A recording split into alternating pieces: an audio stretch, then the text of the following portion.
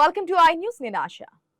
తమిళనాడులో కొత్త ముఖ్యమంత్రి దళపతి విజయ్ తీసుకున్న ఒక నిర్ణయం ఇప్పుడు దేశవ్యాప్తంగా హాట్ టాపిక్ గా మారింది.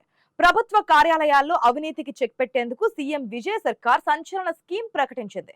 ఎవరైనా ప్రభుత్వ ఉద్యోగి కేవలం 1000 రూపాయల లంచం అడిగినా సరే ఆధారాలతో ఫిర్యాదు చేస్తే ఫిర్యాదు చేసిన వ్యక్తికి ఏకంగా 1,00,000 రూపాయల నగదు బహుమతి ఇస్తామని ప్రకటించింది. ఇందుకోసం ప్రత్యేక టోల్ ఫ్రీ నెంబర్ కూడా విడుదల చేసింది. అవినీతి రహిత పాలన కోసం సీఎం విజయ్ తీసుకున్న ఈ డెసిషన్ పై ఇప్పుడు భారీ చర్చ జరుగుతోంది.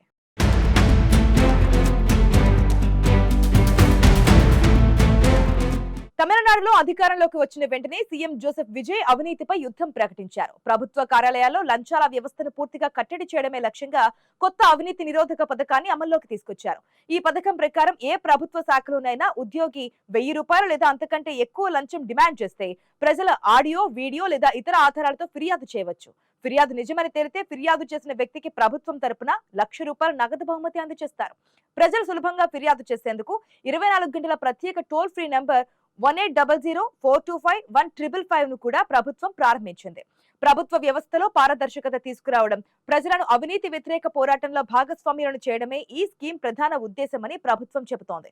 ఇక సీఎం విజయ్ అధికారంలోకి వచ్చినప్పటి నుంచి అవినీతి రహిత పాలనపై వరుసగా కీలక ప్రకటనలు చేస్తున్నారు. ప్రజల డబ్బులో 1 రూపాయి కూడా ముట్టుకోను, ఎవరిని అవినీతి చేయనివ్వను అంటూ ఆయన ఇప్పటికే స్పష్టం చేశారు. 3 నెలల్లో ప్రభుత్వ కార్యాలయాల్లో అవినీతిని పూర్తిగా నిర్మూలిస్తామని కూడా ఆయన ప్రకటించారు. అంతేకాదు డ్రగ్స్, అక్రమ మద్యం రవాణాపై కూడా సీఎం విజయ్ కఠిన చర్యలు చేపడుతున్నారు. డ్రగ్స్ కొనుగోలు చేసినా, అమ్మినా గూండా చట్టం ప్రయోగిస్తామని హెచ్చరించారు. అలాగే అధికార పార్టీ నేతలు ప్రభుత్వ కార్యాలయాల పనుల్లో జోక్యం చేసుకోకూడదని స్పష్టమైన ఆదేశాలు ఇచ్చారు. సినీ నటుడిగా కోట్లాది అభిమానులను సంపాదించిన విజయ్ ఇప్పుడు రాజకీయ నాయకుడిగా కూడా భిన్నమైన పాలన అందించేందుకు ప్రయత్నిస్తున్నారని రాజకీయ విశ్లేషకులు చెబుతున్నారు. తమిళనాడులో 60 ఏళ్ల ద్రావిడ పార్టీల ఆధిపత్యానికి ముగింపు పలికి అధికారంలోకి వచ్చిన విజయ్ ఇప్పుడు అవినీతి నిర్మూలనను తన ప్రభుత్వ ప్రధాన అజెండాగా మార్చుకున్నారు.